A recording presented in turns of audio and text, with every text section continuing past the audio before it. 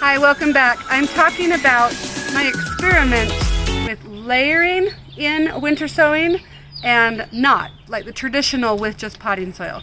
So if you'll come back down here, this one is the layered one. I have wood chips, rabbit bedding, potting soil. So 3 different layers here. I don't know what happened on this side, but it didn't come up very well. But the rest of it looks pretty good. So we're gonna dig in the spot that didn't come up very well. It looks like it's pretty much broken down together.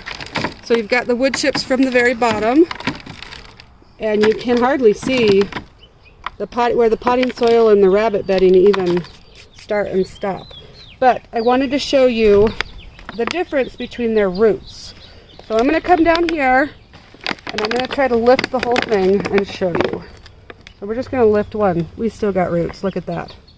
Still got roots. So it did kind of leave, if you'll come down in here, it left the bottom layer of the wood chips. So in retrospect, oh, that might have been a, oh, well, let's get that back. I'll plant him. So in, is it called retrospect when you look back on something? So the wood chips, I don't know if I'll do wood chips again, but I think in these containers, well, I might, I don't know. It does hold a lot of moisture in there. Shut up.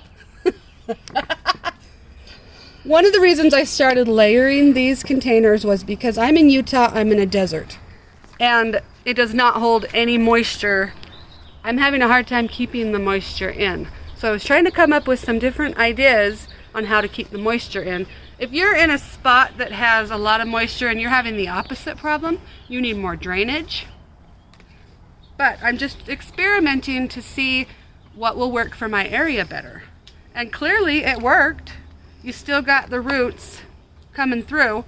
I think that it's not holding together as well as, like if I, can you see that, Rob? The bottom layer, this wood chip layer, I don't think it holds together as well as the rabbit poo and the potting soil.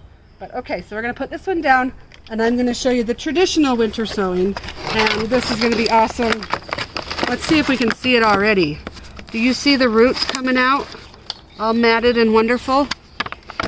Okay, we're just gonna kind of, I'm gonna pick the whole thing up. Look at that. Can you see it? This is traditional winter sowing, where you have a thick piece that holds together like this. Can you see the sides? Can you see that? Isn't that fun? See right here? This is traditional. This is where it all holds together, and I love winter sowing.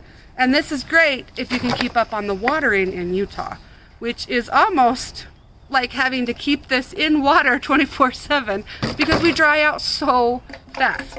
So that's why I'm experimenting with other things. But look at that, a cake of brownies. So how would you plant this out? A lot of people ask this. Look how simple. You can go from seedling to seedling, or you can just take, so here's one seedling of straw flower. I could do it that way, and I could put it in cups if I wanted to share them. I could plant it right into the ground. Or another thing is a big chunk. I have lots of cute family here. Another way is just to chunk pieces. So, oh, that one only got one. I'm trying to demonstrate here. Come on, work. There it goes. So if I wanted to do just a big chunk, put it in. Kind of like brownies. That's why they say this is a hunk of seedlings. I think that's what they call it. If I'm wrong, I'll put it on the screen. But see how amazing I'm planting these today. I'll put pictures on the screen of last year. I did this for the first time. I love winter sown straw flowers. They work, and they're such hardy plants. We're getting down to 30 something tomorrow. I've got a cute little niece right here. But these are hardy. If I plant them today, they're not going to die. They've been out here for months. I also, it says March 25th. So I did this experiment on March 25th. So the next step is putting these in the ground. So come along. I'll do that in a minute. Let's go eat some breakfast. I planted straw flowers in 2 different containers, pretty much the same way, but instead I layered this with rabbit poo and potting soil. Hi, baby girl. And this side I just put potting soil like you do traditionally. So we're gonna look at these. I already opened them. Yep, go ahead, Allie, you wanna help me? Hey girl, my nieces are here. And I have a Jacob. Can I get you in the picture? Yeah. Hi Jacob. So they're here to help me again. So we are going to turn this over. We're gonna look at the roots of this. We're gonna kind of experience. We are gonna turn it over and get the roots, and we're gonna kind of see how well they did. So the traditional one looks like it did a little bit better than the one that I layered. Let's go down this one and look. So there's the rabbit poo at the very bottom. It looks like I did I do wood chips? Yep, I did. I did wood chips at the very bottom.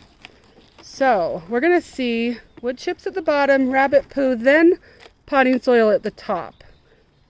And it's kind of broken down quite a bit. So we're gonna see this. So I got my husband to help me. It was too hard to film and show you what I was doing. So once again, come down here. This is the layered one. It says Luna Swirl Hibiscus, but somehow, maybe there's some in there. But these are both straw flower clearly. So here's the layered one.